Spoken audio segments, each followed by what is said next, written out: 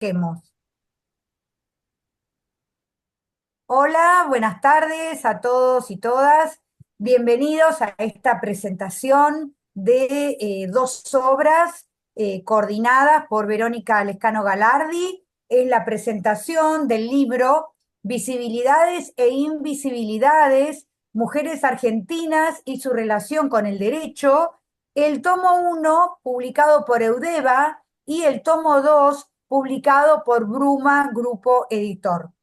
Eh, de más está decir el agradecimiento que tiene el instituto en haberse constituido en sede para la presentación de este libro, porque como yo siempre digo, presentar un libro es una fiesta, es una alegría para todos, para los autores, es un hijo más que uno trae al mundo, que ya empieza a desandar su camino. Así que te agradezco mucho, Verónica y equipo, por haber tenido la iniciativa de presentar el libro acá. Así que vamos a presentar primero el tomo uno y lo va a hacer Laura Lora. Laura Lora, para los que no la conocen, es subsecretaria académica, profesora, investigadora y directora de proyectos de investigación en sociología jurídica de la Facultad de Derecho de la Universidad de Buenos Aires. Así que, Laura, el piso es tuyo.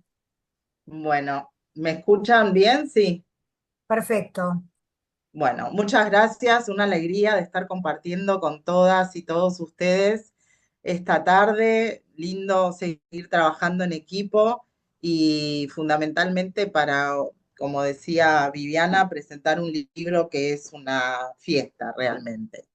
En primer lugar, quiero agradecer a Verónica por la invitación que me extendió cuando me dijo que la actividad era híbrida y que podía participar aún estando en Chile, donde me encuentro. Sentí que más que invitarme me estaba tendiendo una mano y diciendo, este libro te va a encontrar donde estés. Y tenía razón.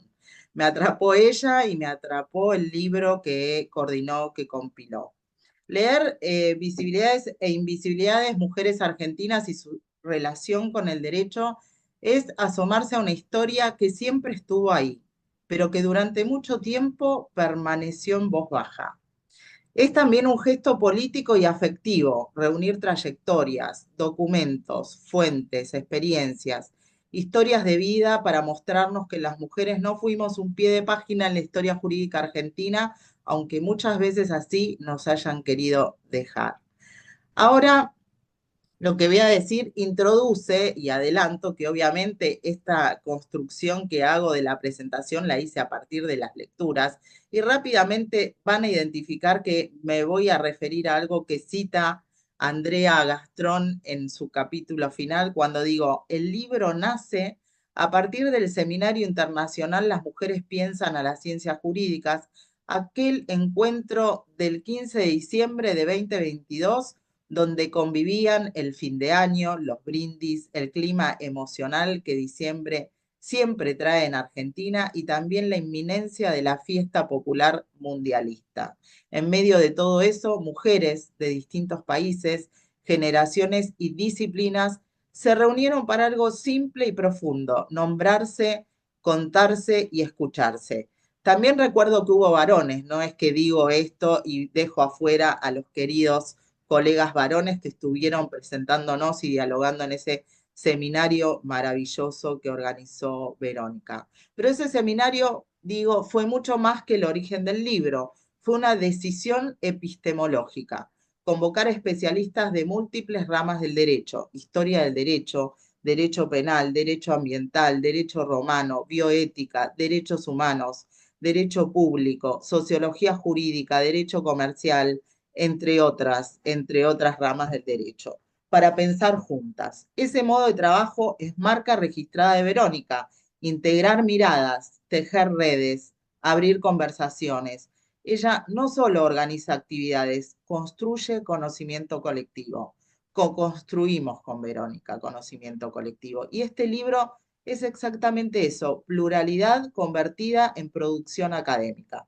Voy a hacer un brevísimo recorrido por los capítulos, así como de una crueldad total por el tiempo. Pero bueno, la primera parte del libro que aborda la relación Entre mujeres y académicas tenemos el capítulo de Verónica. Verónica abre con su título Visibilidades e Invisibilidades el volumen mostrando cómo se construyen los silencios históricos. Analiza el lenguaje, las representaciones y la forma en que el derecho mismo colaboró en invisibilizar a las mujeres. Y nos recuerda que revisar la historia jurídica implica también revisar aquello que se decidió no ver. Capítulo 2, las mujeres y la educación universitaria a partir del caso de Lucila Aniceta de Gregorio Lavie y de episodios como el crimen de la calle Gallo o el homicidio de Frank Carlos Livingston, se reconstruye cómo las mujeres se abrieron paso en la universidad y en el derecho en un tiempo que no las esperaba. Capítulo 3, Mujer e Historia del Derecho de Viviana. Revisa décadas de producción sobre mujer y familia en las jornadas de historia del derecho, matrimonio, divorcio, violencia, trabajo femenino, cárceles, temas que encontraron allí un espacio de discusión y que marcaron la institucionalización de los estudios de los estudios históricos jurídicos sobre género.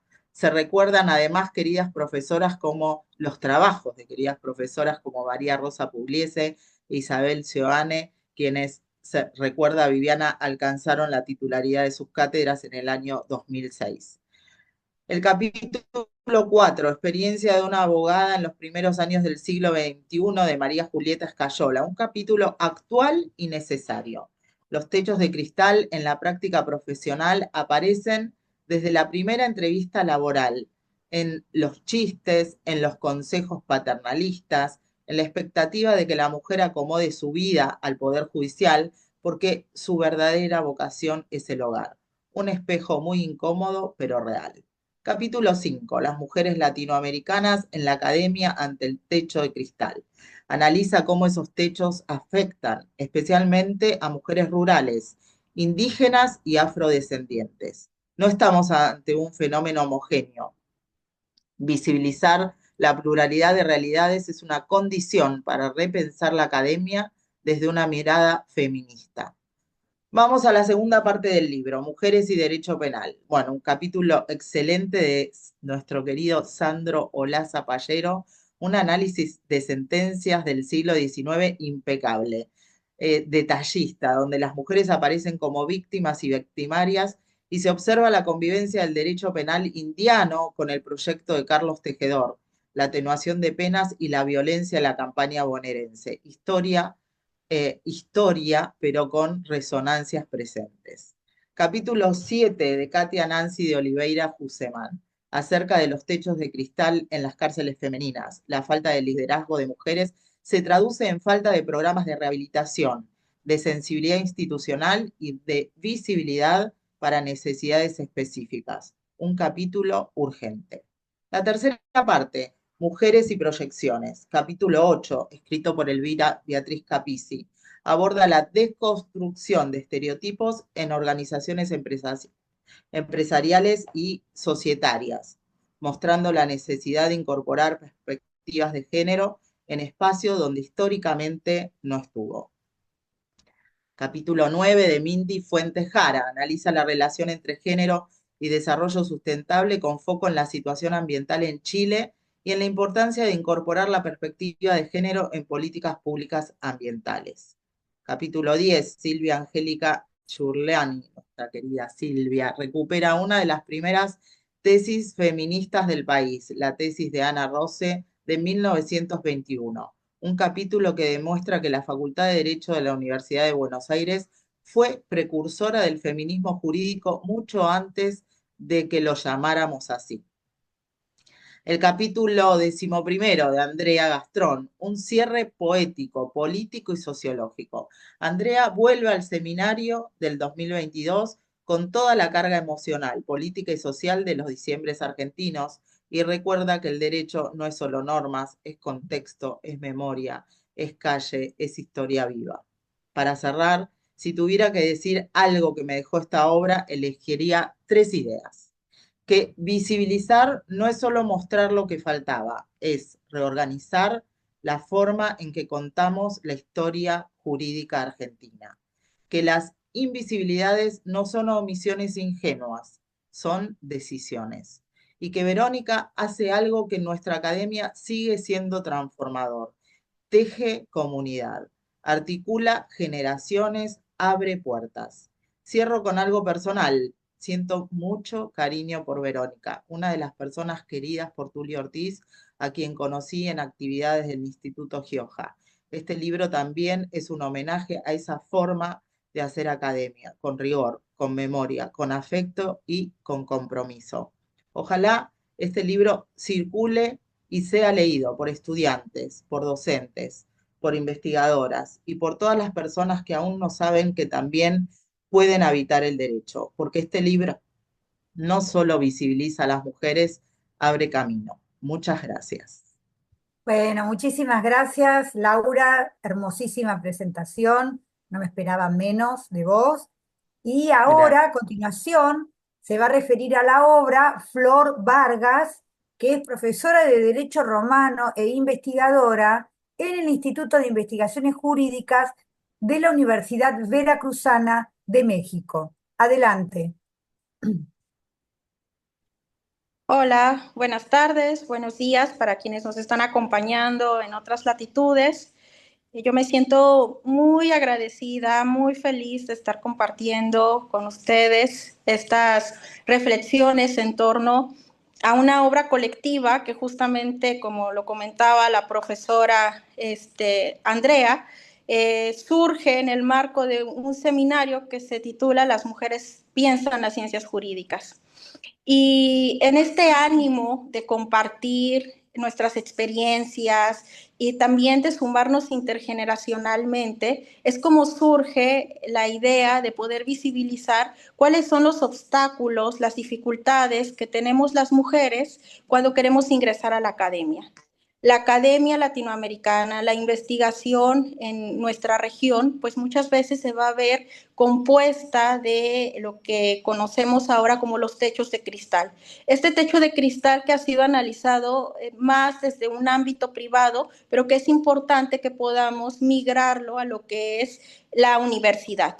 ¿Y qué es lo que pasa con nosotras cuando queremos o cuando tenemos la intención y nos estamos formando para ser investigadoras, para ser profesoras, para poder divulgar la ciencia? Y es ahí donde podemos encontrarnos, por ejemplo, que a inicios o históricamente, pues siempre la universidad estuvo un tanto alejada de lo que era nuestra injerencia, nuestro poder, y ahora que ya las aulas están llenas de mujeres o que ya podemos encontrar más rostros de mujeres y documentos, artículos, ponencias, pero no hay una divulgación de nuestro trabajo. Entonces, lo que propongo en este artículo que compone esta obra colectiva es que podamos nosotros hacer una especie de resistencia haciendo redes. Las redes, el trabajar en colectivo es algo que definitivamente nos va a fortalecer y que ante las vorágines que estamos atravesando como región es una forma de hacerle frente a ello. Otra de las propuestas que también se abordan en este capítulo es el que podamos nosotras citarnos, hacer nuestra divulgación, crear los espacios entre nosotras, y creo que justamente esto es lo que ha hecho nuestra querida Verónica, formar un espacio para que nosotras podamos compartir nuestros conocimientos, nuestras inquietudes y transmitirla a nuestros alumnos, a nuestras alumnas, a las personas que nos escuchan. Y se hizo un grupo maravilloso donde no solamente estamos compartiendo estas inquietudes de investigación, sino que también sirve de un apoyo ante las violencias que muchas veces vivimos las mujeres en nuestra región. Entonces, yo invito a que lean esta obra colectiva, que no solamente van a encontrar una mirada desde lo jurídico, sino también multidisciplinar e interdisciplinar, y que nos va a llevar a que podamos identificar y ponerle nombre a cuáles son estos obstáculos que hay en el ejercicio profesional, en la investigación científica en nuestra región latinoamericana, donde se puede observar que hay una fuerte cultura patriarcal y que esto va a dificultar que podamos tener un acceso pleno a estos espacios. Y Ojalá esto que ahora estamos analizando pueda romper brechas para las generaciones futuras y así tener mayor participación de las mujeres en estos espacios y en estos contextos de liderazgo académico. Tan solo en mi país, en México, mujeres que llegan al Sistema Nacional de Investigadores, entre más va creciendo el nivel, son menos las mujeres que logran llegar. Entonces, todo esto es producto del acoso laboral, el acoso sexual, las dificultades que existen para que puedan llegar a estos espacios. Y también, y no estoy mencionando, por ejemplo, todo el tema de las tareas de cuidado, que ya no logré plasmar en este capítulo, pero que yo creo que para las próximas ediciones, porque este es un seminario que continúa y que le auguro una vida prolífica donde van a participar generaciones y generaciones de estudiantes. Así que nuevamente mi gratitud a esta casa de estudios, a la Facultad de Derecho de la Universidad de Buenos Aires, al Instituto de Investigaciones Jurídicas y Sociales, Ambrosio Gioja, quien nos ha arropado y quienes han propiciado estos espacios. Y sobre todo a nuestra querida Verónica Lescano, para que siga teniendo este ánimo de continuar formando espacios y también saludo cordialmente a todas mis compañeras que participaron en esta obra. Gracias. Gracias, Flor. Flor, estás en la Universidad Veracruzana con nuestra querida amiga Ana Brisa Oropesa Chávez. Sí, sí, coincido con ella. Yo estoy en el Observatorio de Políticas Públicas y ella está en el Instituto de Investigaciones Jurídicas. Bueno, muy bien. Bueno, ahora va a continuar con la presentación, siempre del tomo uno, Mindy Fuentejara, que es asesora legal, profesora e investigadora en Derecho del Medio Ambiente de la USACH, Universidad de Santiago de Chile. Adelante, Mindy.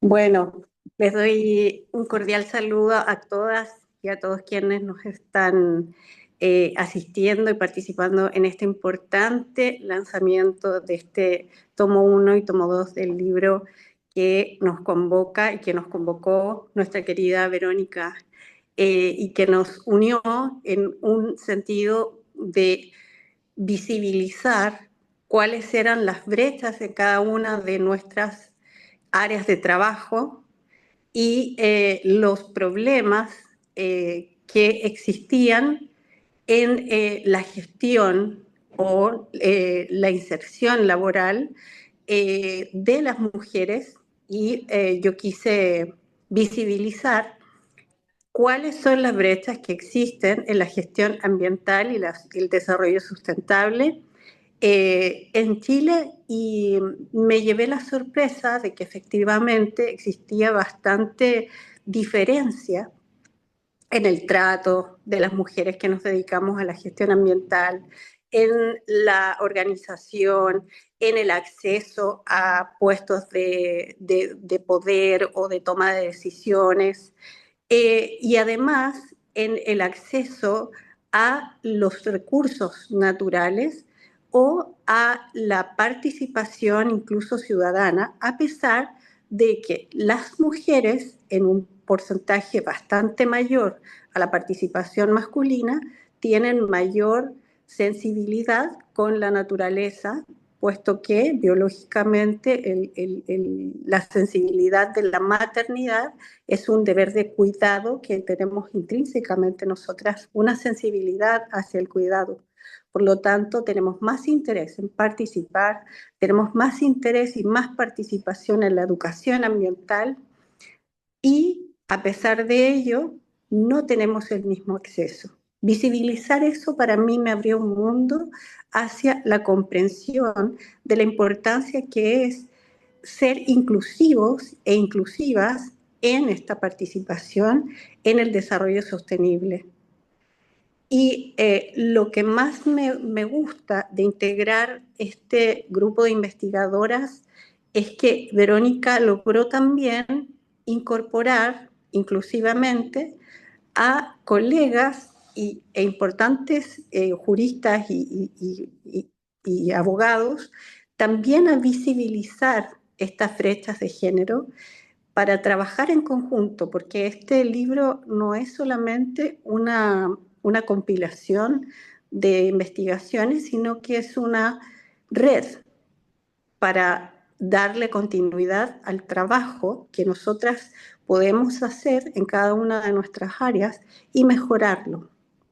Entonces se plantea como un desafío y un continuo.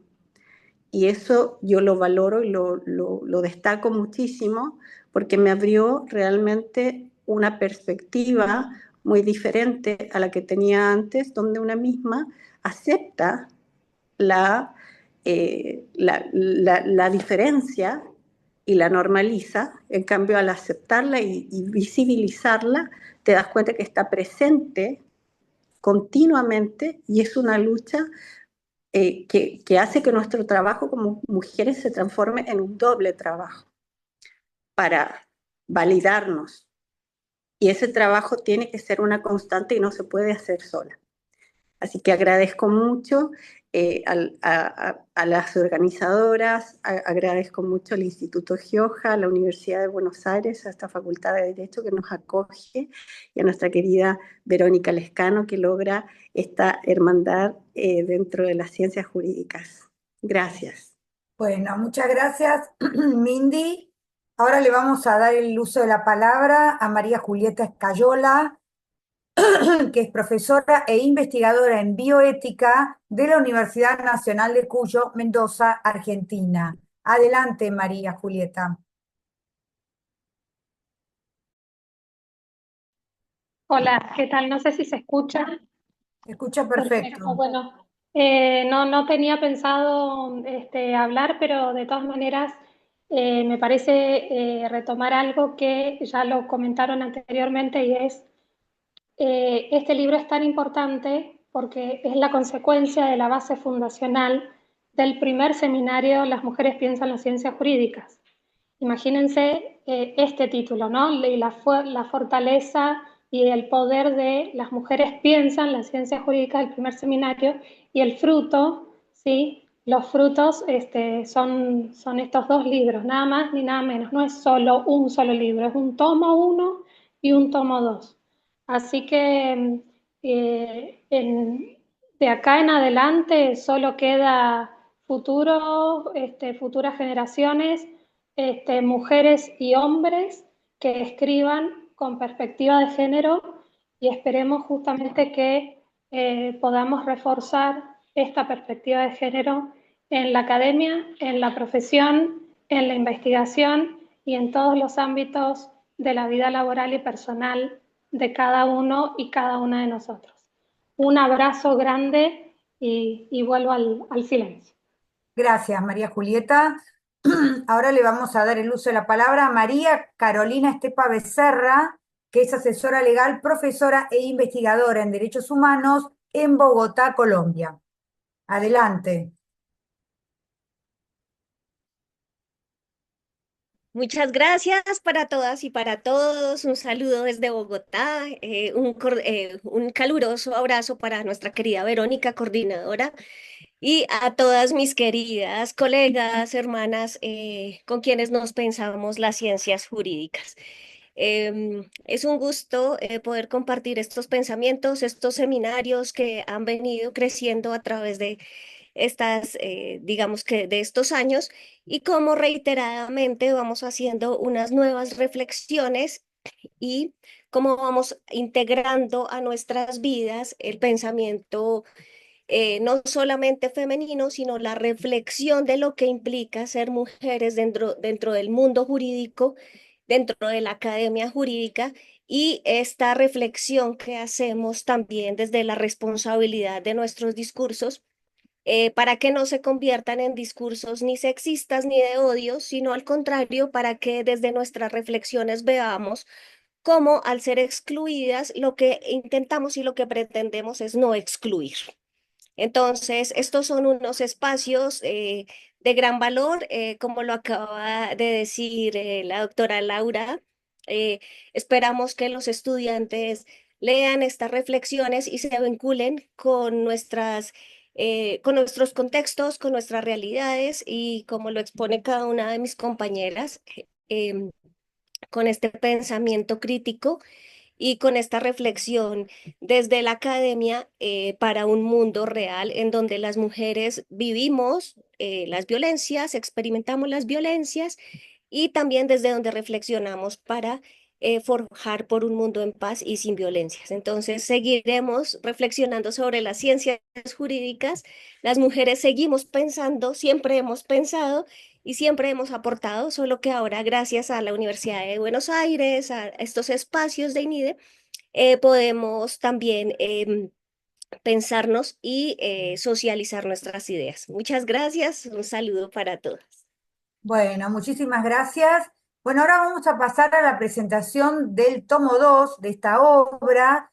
Lo va a hacer también nuestra querida Andrea Gastrón, que es vicedirectora del Departamento de Ciencias Sociales, profesora, investigadora y directora de proyectos de investigación en sociología jurídica en la Facultad de Derecho de la Universidad de Buenos Aires, Argentina. Un gusto, Andrea, tenerte acá. Tenés el uso de la palabra. Está por terminar este primer bloque, así que yo te voy a avisar cuando esté faltando 1 o 2 minutos y vamos a volver a entrar con el mismo link para ya ir terminando. Adelante, Andrea. Bueno, muchísimas gracias, Viviana. Quiero agradecer también, obviamente, a Verónica, porque sin Vero no estaríamos acá. Saludar muy especialmente a todos y todas quienes están. Para mí es un lujo integrar este espacio. Y además me da muchísima alegría porque siento que estoy viajando a Mendoza, a Chile, a Colombia, a Brasil, ya no sé dónde más puedo ir. Por supuesto que a Buenos Aires, pero me queda más cerca, en fin. Bueno, Em, evidentemente este es un parto múltiple, ¿no? O sea, acá nacieron mellizos, porque no fue un solo tomo, fueron dos. O sea, un tomo solo no alcanzaba. Así hace las cosas Vero, ¿no? Además, dos editoriales, en fin, a lo grande, Vero. Así que felicitaciones porque es difícil parir un hijo, me imagino cómo será parir dos hijos al mismo tiempo. Em, yo cuando Vero me invitó a participar en la presentación, lo primero que pensé fue en el título del libro, ¿no? Porque el libro está ahí, los dos tomos, están a disposición de quien los quiera leer realmente. Y a mí me llamó mucho la atención el título porque es un título que tiene una larga tradición en las ciencias sociales. Esta asociación entre lo femenino y lo invisible, por un lado, lo masculino y lo visible, por otro, no nació ayer ni anteayer, ya viene, digamos, desde lejos, ¿eh? Yo recuerdo que en los años 90, me acuerdo Agulla escribiendo, Juan Carlos Agulla, este gran sociólogo que fue titular de cátedra, que además fue director del Instituto Gioja, y él hablaba de que en el siglo XX se había producido una revolución invisible. Y él decía que esta revolución de las mujeres era una revolución que se había ido dando casi como de contrabando, decía él, ¿no? Y a mí me quedaron muy grabadas estas palabras, eh, porque evidentemente acá efectivamente hay un gran cambio social, ¿no? Es verdad que en el siglo XX las mujeres pasamos a la visibilidad, ¿no?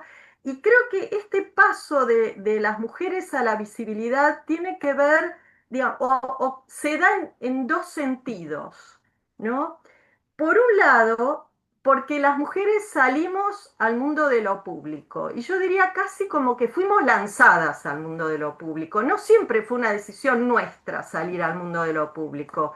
Hubo una serie de cambios sociales, económicos, políticos, históricos, que nos llevaron al mundo de lo público probablemente sin tener las herramientas adecuadas o los conocimientos que el mundo de lo... Y, digamos, y sin conocer las normas y las reglas con las que se mueve el mundo de lo público. Y obviamente estábamos en inferioridad de condiciones. Y esto se puede ver a lo largo del tomo que me tocó analizar y leer.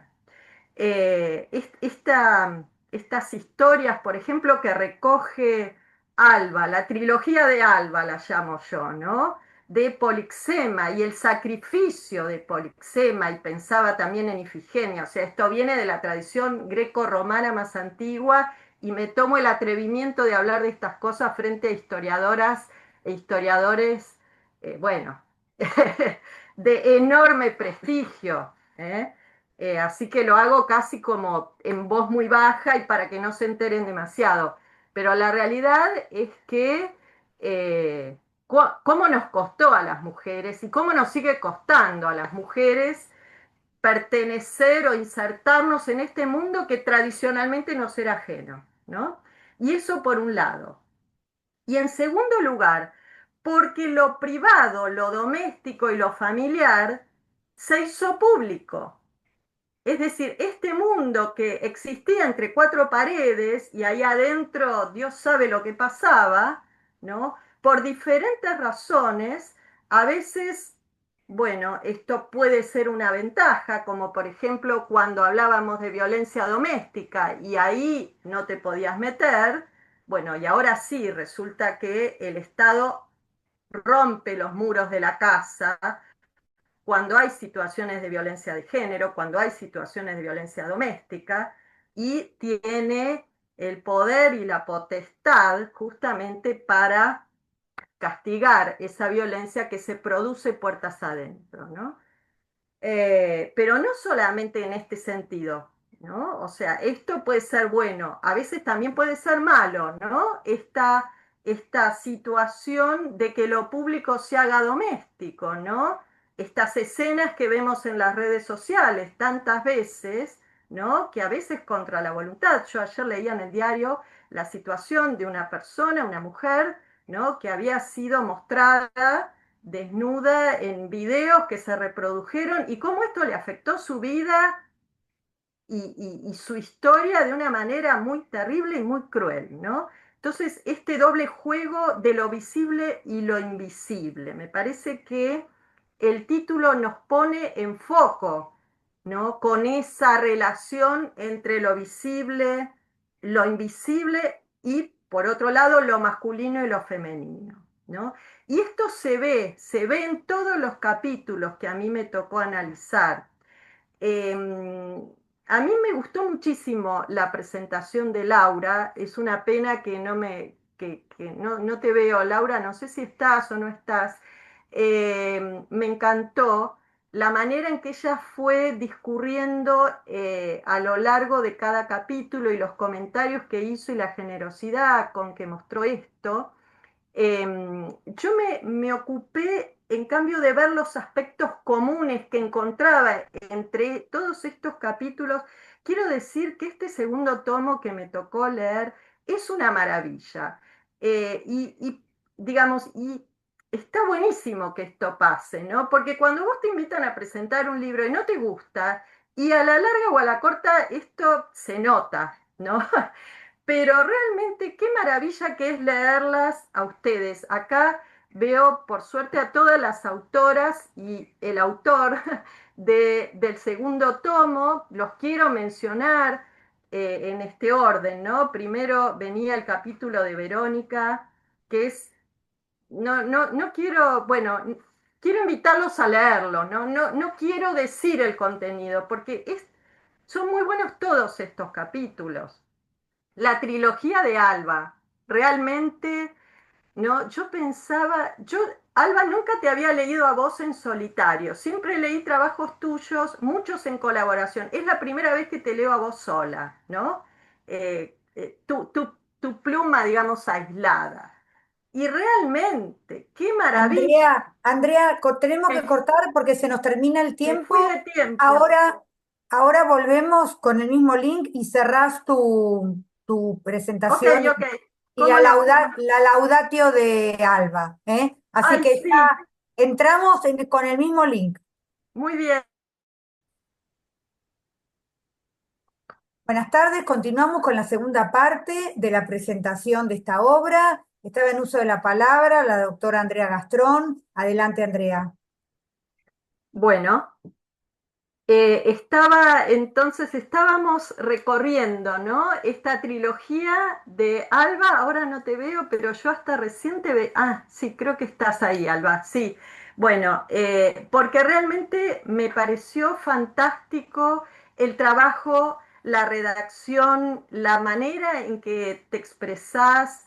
Fue una delicia y ese hilo, ¿no? De la antigua Grecia y de los mitos, Alfonsina. O sea, nos llevaste, nos cambiaste de tiempo y de lugar y de espacio, ¿no?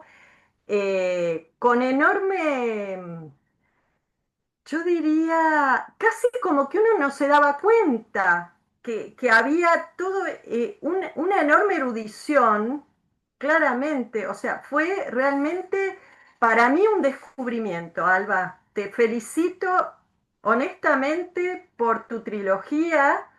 En el caso de Sandro, porque sé que ya tenemos poquito tiempo, no te veo por ahí, pero estabas hace un ratito. Me gustó muchísimo ese capítulo. Yo había escuchado, porque vos hablaste de este caso en una charla que fue presencial en la facultad y me parece muy interesante. Esto obviamente es consecuencia de la visibilización, la mujer que pasa del lugar de la víctima a la del victimario, ¿no? Y de nuevo, cómo volvemos a Medea, o sea, todo esto, pasan siglos de historia ante nuestros ojos y permanecen algunas cuestiones. Bueno, y por último, el excelente capítulo de Claudia, ¿no? Con la historia política, la historia de estas mujeres, cómo rescatás, Claudia, este contexto, las dificultades que ellas tuvieron en estas mujeres pioneras de la política argentina. Yo no quiero decir mucho más, primero por razones de tiempo y segundo porque realmente lo que quisiera o lo que a mí me gustaría es invitarlas a leer cada capítulo y a leer además cada renglón de cada capítulo, ¿no? Porque vale realmente la pena. Así que bueno, una vez más felicitaciones Vero, felicitaciones a todas las autoras y autores, un gustazo estar acá y bueno, y sigo atenta. Gracias. Gracias, Andrea. Ahora le damos el uso de la palabra a Sandro Laza. Sandro está, ahí estás, Sandro, lo voy presentando mientras tanto. Es profesor, investigador y director de proyectos de investigación de Historia del Derecho en la Facultad de Derecho de la Universidad de Buenos Aires. Es miembro de nuestro instituto. Adelante. Bueno, ante todo, muchísimas gracias a Verónica por la convocatoria en estos libros, felicitándola a ella y a todas las autoras, a las autoridades del Instituto de Historia del Derecho por su cordial invitación. Y bueno, como dijeron acá las colegas, es un libro para que lo leamos, no quiero hacer spoiler, ¿no? Pero bueno, son trabajos pensados que nos ayudan a comprender la época que vivieron estas mujeres. En mi caso, bueno, yo escribí de mujeres del siglo XIX. Era una época especial, con un derecho especial. Salíamos, bueno, en el primer trabajo salíamos del derecho indiano y estábamos conviviendo con el nuevo derecho penal, que estaba, bueno, de la mano de doctor Carlos Tejedor, porque ahí tenemos un problema, ¿no? Teníamos que ver qué derecho aplicábamos, porque muchos operadores jurídicos aplicaban el derecho castellano-indiano. Y sin embargo estaba el proyecto Tejedor, se aplicaba también en la doctrina del curso de Derecho Criminal de Tejedor. En este capítulo, bueno, donde vemos mujeres víctimas y victimarias, que es, bueno, el libro de Udeva. Y respecto al segundo capítulo, el caso de Francisca Rojas de Carballo, pero desde la mirada de Michel Foucault. Y acá, bueno, quiero hacer una aclaración, ¿no? Porque en el caso de Francisca Rojas de Carballo, el expediente original se perdió. ¿Y por qué trabajé con Foucault? Bueno, ustedes saben que Foucault no es solamente vigilar y castigar y la adaptación del panóptico, sino que también él nos describe muchos alienistas o psiquiatras. ¿Por qué? Porque Francisca Rojas la vio un especialista. No se menciona quién fue, pero bueno, supuestamente es un médico que vio si esta mujer estaba bien de la cabeza o no. Entonces, me ayudó mucho Foucault con un conocido psiquiatra que era Esquirol. Esquirol fue mencionado por Tejedor, tanto en el proyecto de Código Penal y en el curso de Derecho Criminal. Y acá hacemos una aclaración, ¿no? Tejedor mencionó 5 alienistas en esa época porque no estaba avanzado el estudio de las patologías mentales, tanto en hombres como mujeres. Entonces, Michel Foucault es muy interesante, insisto, ¿no? Que lo veamos, pese a que no era abogado, pero como dijeron acá mis colegas, es muy interesante el estudio interdisciplinario. Entonces, Michel Foucault me ayudó a comprender a esta mujer del siglo XIX que fue analizada por un perito. Ustedes tengan en cuenta que un autor español, Pedro Dorado Montero, que era abogado, un positivista español, él escribió un libro a principios del siglo XX diciendo la importancia que tenían los peritos, ¿no? Porque nosotros abogados no sabemos psiquiatría ni psicología. Así que bueno, fue muy importante, bueno, analizar por qué la llevó a esta medida criolla a cometer ese delito, ¿no? Así que bueno, ese es mi humilde aporte. Bueno, no sé si. Bueno, muchas Muchísimas gracias. gracias. Gracias, Sandro. Ahora le vamos a dar el uso de la palabra a Claudia Somovilla. Claudia es profesora, investigadora y directora de proyectos de investigación en Historia del Derecho Argentino y es profesora, está conmigo en la Facultad de Derecho de la Universidad de Buenos Aires y es también miembro de nuestro instituto. Adelante, Claudia. Viviana, muchísimas gracias. Buenas tardes. Una inmensa alegría estar aquí en el instituto. Así que, Viviana, gracias a vos, a, a todos ustedes y a Leandro, que hace posible que esta red no se torne viva.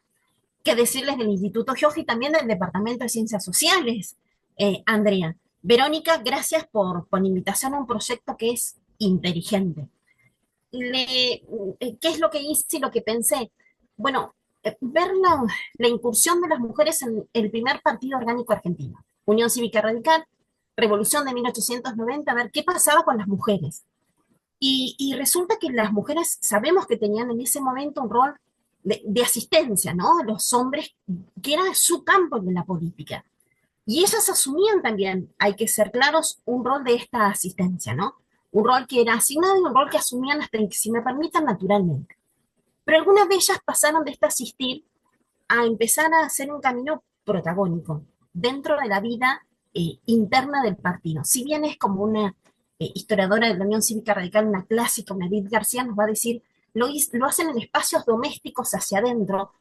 No podemos dejar de pensar que hay un archivo, una biblioteca de la Unión Cívica Radical que es un tesoro en donde cabe ir a bucear y encontrar el trabajo de estas mujeres en revistas, en pasquines, en imágenes. Y entonces uno se encuentra con una Elvira Rawson de Depriane que hace un primer discurso en el Teatro Politeama y habla del rol de la mujer en la vida cívica que empieza a ser naciente en el país. O una Rosa Martínez de Vidal que organiza, si bien es claro, de la mano de Hipólito Yrigoyen en la provincia, el primer comité feminista. Y no se quedan aisladas. Ellas sin saberlo hacían y tejían así una red, como lo hace Verónica. ¿Sí? Y se relacionaban con mucha inteligencia, ¿no? Con respeto con otras mujeres socialistas de pronto, algunas anarquistas también, y trabajaban en conjunto en pos de, con mucha conciencia, si me permiten ustedes, sabiendo los límites y los espacios en los que se movían. Eran mujeres que pensaban en el actual. Y esos pasos encontré que eran sumamente significativos y no se pueden agotar acá. Va a haber que seguir estudiando. Va a haber que seguir estudiando para conocer a esas mujeres con nombre y con apellido completo y en su actuar. Y hay mucho de su pronunciar, de su palabra, que está esperándonos para seguir leyendo y buscándolas. Así que bueno, yo agradezco profundamente, busco cumplir con el tiempo asignado. Verónica, gracias por la oportunidad al instituto. ¿Qué decirle? Viviana, muchísimas gracias. Gracias, Claudia. Y le vamos a pasar el uso de la palabra a Alba Galardi Elicheri, que es periodista, ensayista, investigadora independiente y colaboradora externa en el proyecto de investigación, justamente, la presencia de la mujer en la Facultad de Derecho de la Universidad de Buenos Aires y en la generación de 1910. Alba, una alegría enorme verte. Adelante. ¿Se oye bien ahora? Muy ¿Se oye bien. bien? Perfecto. Primero, eh, una emoción muy grande y una gratitud muy grande. O sea, no puedo, se los muestro, hice los deberes, tal como me indicó Verónica, para hablar sobre mi trabajo, pero esta experiencia es superior a cualquier discurso que pueda ser de erudición y de cierta vanidad también intelectual, de haber podido participar con un equipo tan altamente calificado y presentar este hijo, como dijo Viviana, en este ámbito, porque tengo toda la gratitud a la Universidad de Buenos Aires que me dio esta oportunidad. Yo vengo de la UCA, de donde tengo un excelente recuerdo, pero como investigadora me pude desarrollar acá.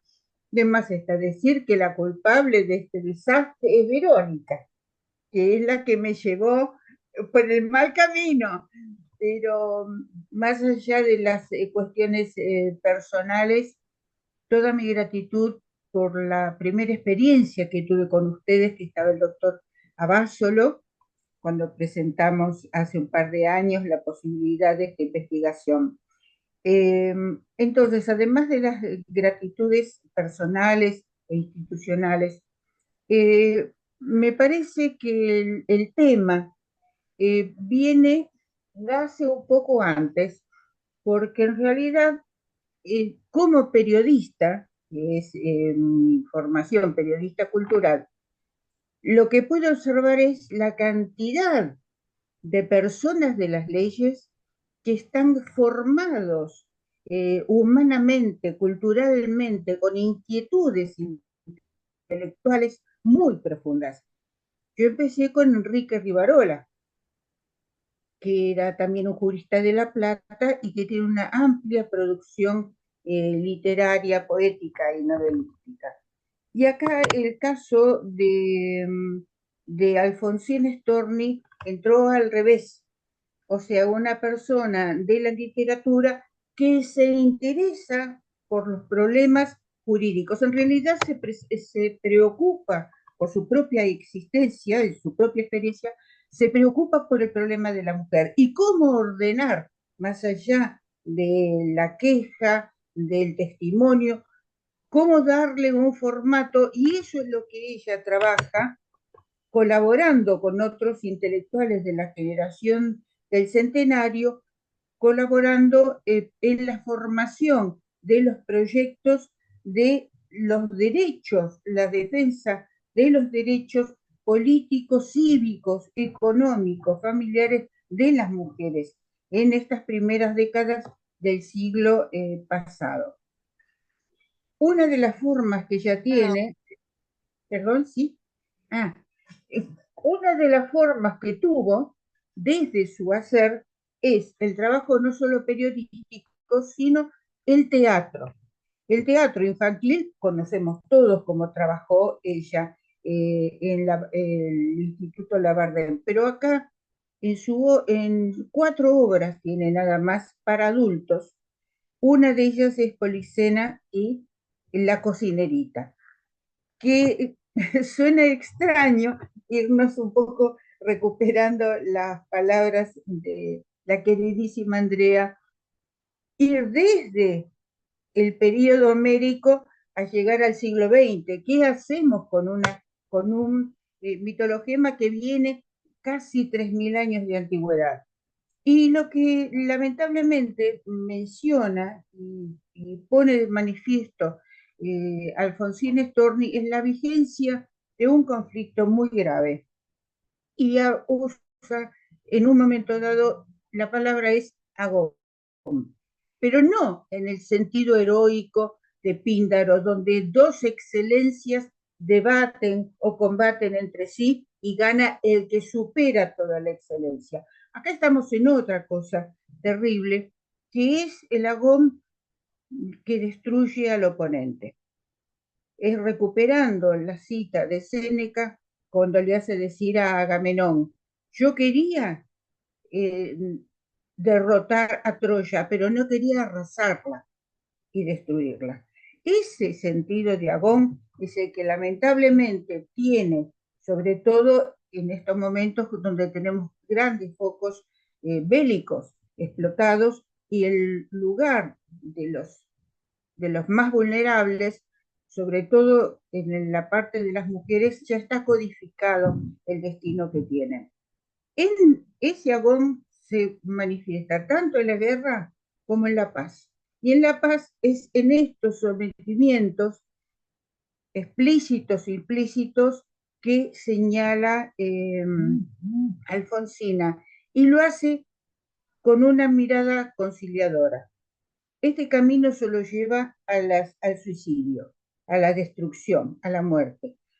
En una nota ya de 1919, ella propone: superemos todas estas diferencias, fortalezcamos la relación de hombre y mujer, porque acá estamos hablando no de una lucha, estamos hablando de un encuentro donde tenemos que llegar a la dignidad de las personas, más allá de su sexo.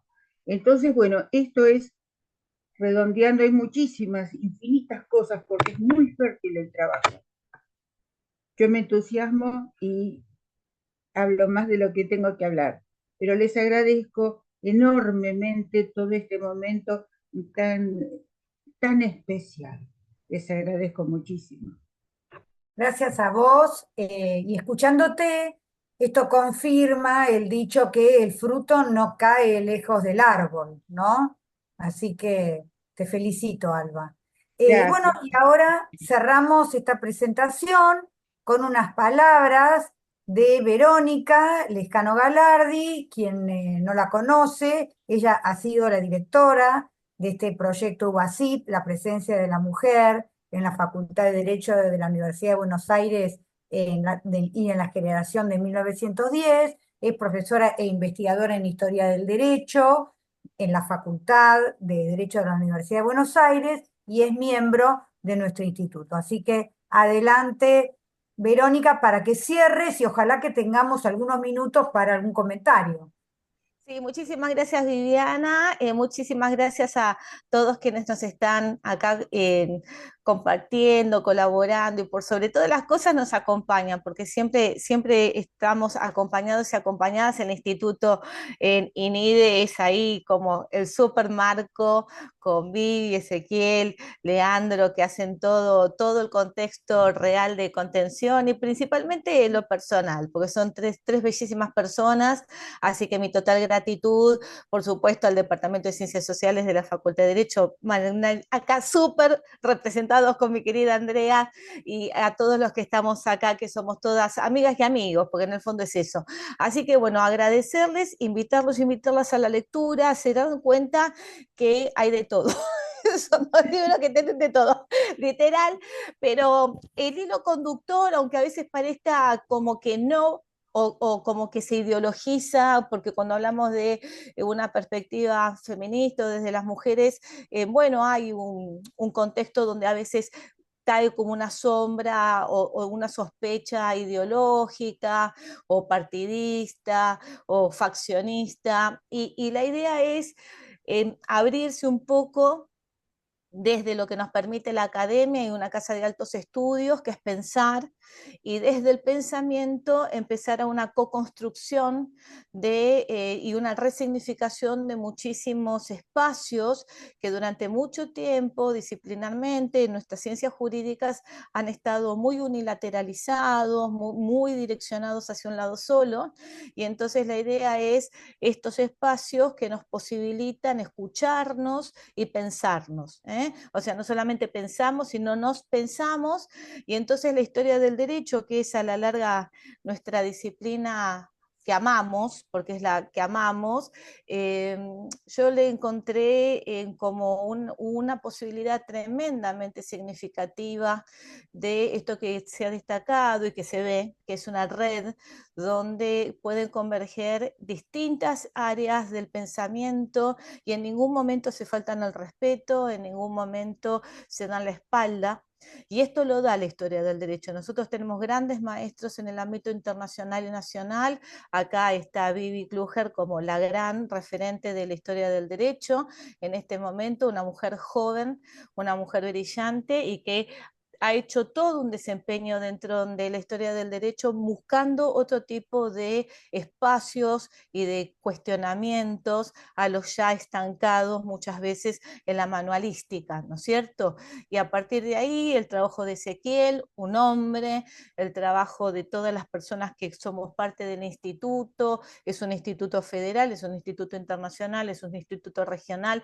Bueno, ha habido una apertura muy grande y eso lo da la historia del derecho. O sea, yo quiero dejar, lo único que voy a dejar presentado acá es que aunque no se pueda creer, se puede hacer historia del derecho con un gran diálogo inter y transdisciplinar, con grandes perspectivas de inclusión y críticas, y en ningún momento estamos faltando a nuestro compromiso científico.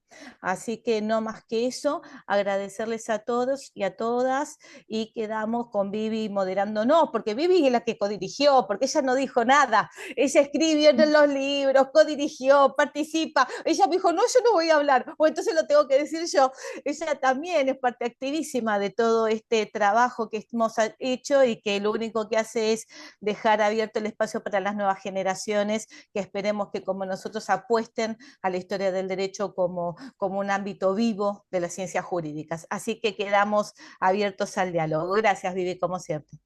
Gracias, Vero. La verdad que yo te tengo que agradecer que hayas pensado en mí para escribir un capítulo. Cuando me lo propusiste, quedé medio desconcertada, ¿viste? Porque yo siempre digo que pasan los años y uno va acumulando publicaciones, que el otro día las conté, gracias a Dios ya llegué a las 100, y me quedan muchos años, si Dios quiere todavía, no soy tan vieja, o sea que puedo seguir escribiendo, ya llegué a las 100, así que puedo seguir.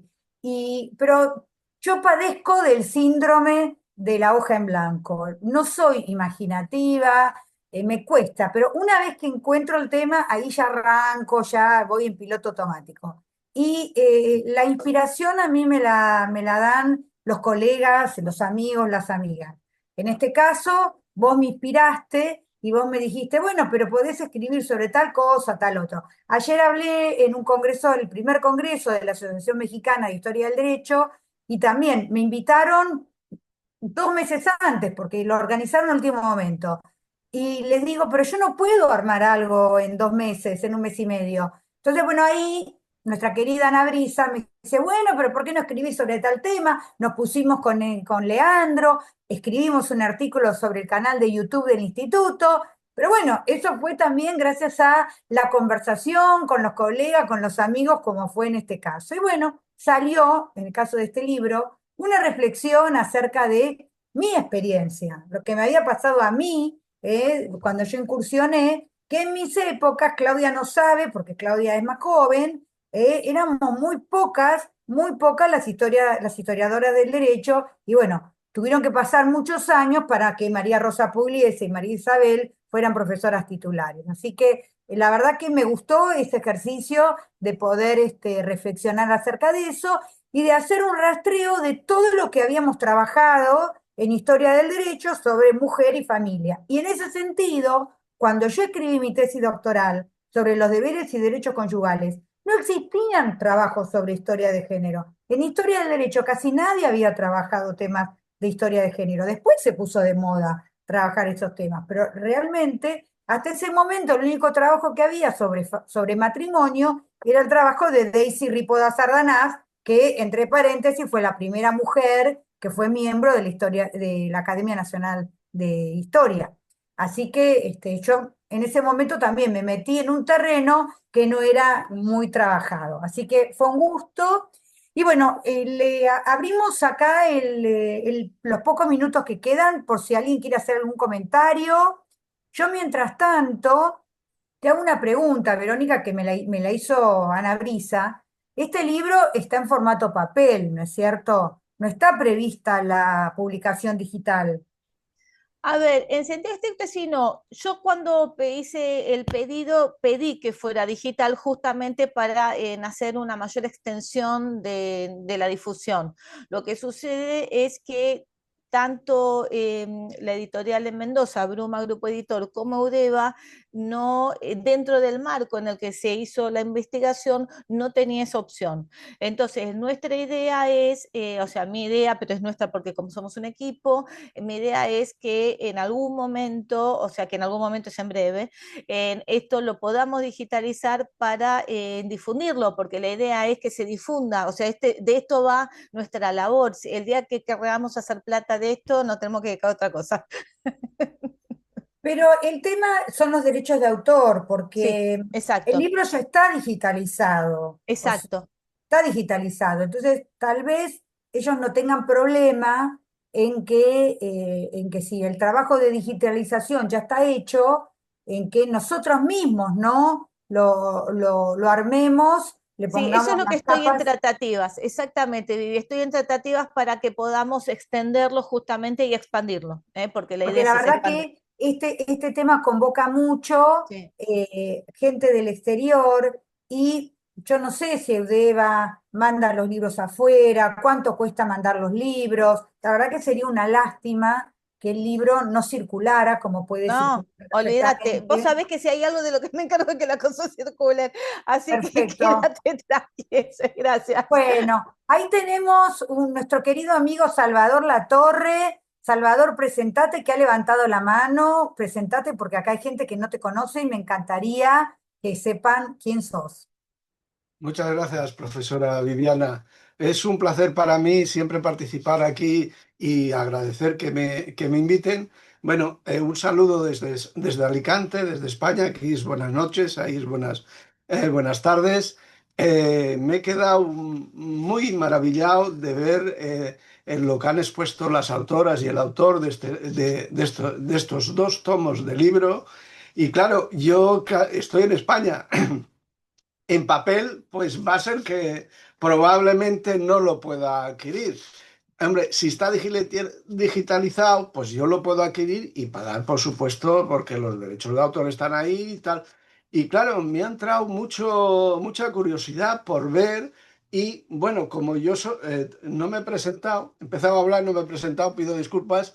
Bueno, yo soy licenciado en Derecho, máster en Derecho de las Administraciones Públicas, eh, funcionario titular de la Administración de Justicia y doctorando de la Universidad de Alicante en área de Historia del Derecho. Por eso estoy yo aquí aprendiendo y en Historia del Derecho.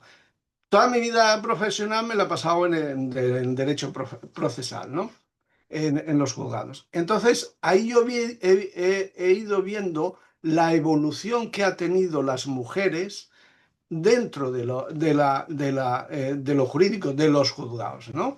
Y en un principio, cuando yo era muy jovencito y aprobé, pues no había. Realmente la mujer era anecdótica, se puede decir. Pero eso ha ido cambiando y ha ido cambiando de una forma muy positiva.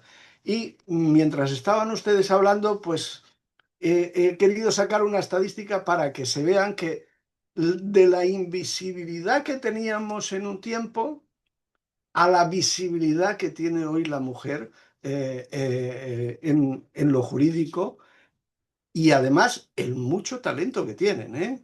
Las mujeres tienen un talento jurídico excepcional, ¿eh?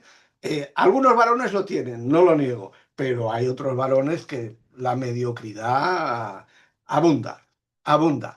Entonces, he sacado unas estadísticas así corriendo. La informática tiene eso, ¿no? Y miren, magistradas y jueces, que hay dos categorías aquí en España, hay el 57% son mujeres. Luego ya están adelantando. Fiscales, fiscales, hay el 66%. Es decir, 2 de cada 3 fiscales son mujeres.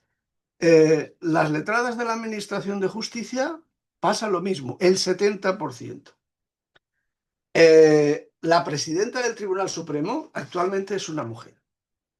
Fiscales generales del Estado hemos tenido 2 mujeres. Ahora hay un varón que lo está juzgando, pero bueno. Después, entre abogados y abogadas, entre el corte de edad de 25 a 45 años, son el 54, son mujeres. Más mayores hay más hombres, pero están entre el 40 y algo, el 40 y algo las mujeres. Es decir, ahí los hombres son mayores. Es decir, que aquí ha habido una evolución bastante importante. Y después he buscado un dato, no tengo datos nacionales, pero sí he buscado un dato de la universidad donde curso el doctorado. Y les digo, mire, el alumnado matriculado en rama de ciencias sociales y jurídicas, en lo que va del decenio de 2015 a 2025, son mujeres, va desde el 63% al 66%. Esa es la fluctuación que hay. Es decir, en el año 2015 había un 63,6 y en el año 2025 hay un 66,6. Es decir, en las ciencias jurídicas actualmente estudian 2 mujeres por un hombre. Es decir, que el talento va a estar presente. Y yo siempre digo, ¿cuánto iría mejor España si tuviéramos una presidenta del gobierno?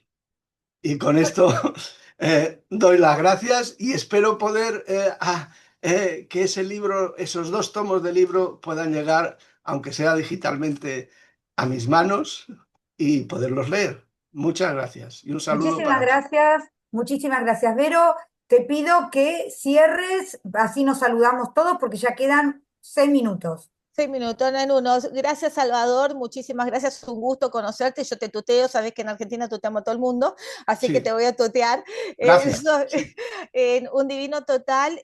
Sí, claramente el crecimiento se va viendo. Lo que nosotros planteamos, y esto también es parte del recorrido y uso histórico que hacemos, es que se van copando o se van extendiendo o expandiendo los espacios de lo público en las mujeres, pero no en los ascensos y en los cargos de poder. Entonces tenemos que hablar de una loa maravillosa en estructuras de medias a bajas, pero en lo que tiene que ver con la toma decisoria todavía hay un choque bastante significativo, organismos internacionales, las funciones del poder en cada uno de nuestros estados y toda manera de espacio donde haya que tomar una decisión que sea significativa en la transformación de la realidad. Y ahí todavía tenemos muchísimo para hacer y la historia del derecho ni hablemos. Y ahí la tenemos a Viviana con su tesis dando cuenta de ello. Ahí voy, Vivi, ya está.